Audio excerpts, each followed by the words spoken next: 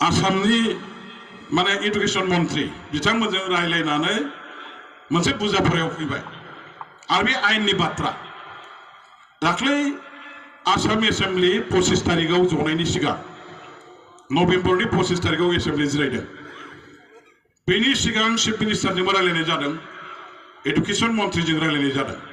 कारण मिथिगौ जे 25 तारिखनि सेसनाव 25 निफ्राय 29 सिम जे जादों बे सेसनाव एडुकेशन एमेन्डमेन्ट बिल लाबोगोन स्कुल प्रभिन्सियेलाइज खालामनायनि माबा मास्टारफोरनि साख्रि प्रभिन्सियेलाइज खालामनायनि एमेन्डमेन्ट बिल लाबोगोन दा बावहाय जों मिथिबाय जे आसामनि एमेन्डमेन्ट बिलजों जोंनि बर' मिडियाम स्कुलफोरनि खहा जानो थांगासिनो दं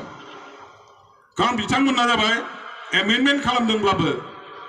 बिथांमोननि सार्भिस प्रभिन्सियेलाइजेशननि बेस इयारा जाबाय 1/1/2006 आरो 1/1/2006 खौ जुदि बेस इयार खालामनानै प्रभिन्सियेलाइज खालामनांगौबा जोंनि बर' मिडियाम स्कुलफोर बिटिसि ओनसोलाव बिराद बुरजा डिप्राइभ जायो हाबा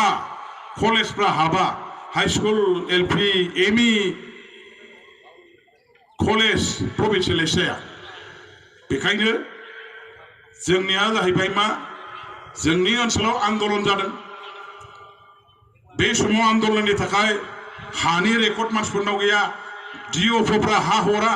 सार्केल अफिसारफ्रा हा हरा इउ डाइस कड गैया 9-10 नि जबरदस्त बिगासिनो दं बे गैयाबा प्रभिन्सियेलाइज जाया अनेक समस्या दं दा बेखायनो जोङो होनबाय जे 1/1/2006 खौ बेस इयार खालामनानै प्रभिन्सियेलाइज खालामनायाव जोंहा बिटिसि नि बर' मिडियाम स्कुलफ्रा नट अनलि बिटिसि आसामाव जेसेबां दं बे स्कुलफ्राबो डिप्राइभ जाजोबो ओंखायनो जों मोनसे फर्मुला मोनसे माबा होबाय मा दाना आयेनाव थांसै होननानै बे जाबाय बिटिसिआ लेजिस्लेटिभ पावार थानाय मोनसे पावारफुल गभर्नमेन्ट बे दस्रा दस्रि गभर्नमेन्ट बायदि नङा लेजिस्लेटिभ पावारा पार्लामेन्टआवबो दं सेन्ट्रेल गभर्नमेन्टआव स्टेट गभर्नमेन्टआवबो दं एसेम्बलियाव सेम पावारा जोंनि बिटिसिआवबो दं लेजिस्लेटिभ पावार गैयै गभर्नमेन्ट नङा बियो तारमाने आयेन बानायग्रा जे क्षमता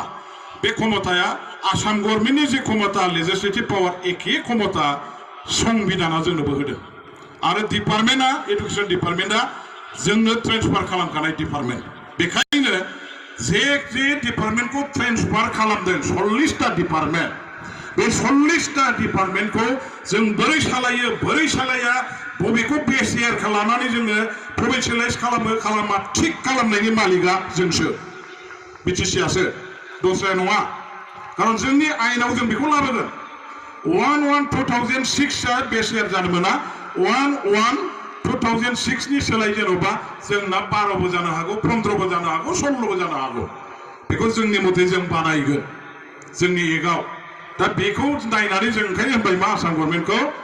बिटिसिआ जिहेतु लेजिस्लेटिभ पावार दं दैट मीन्स आयेनखौ जोंनो जोंनि मथे बानायनो हायो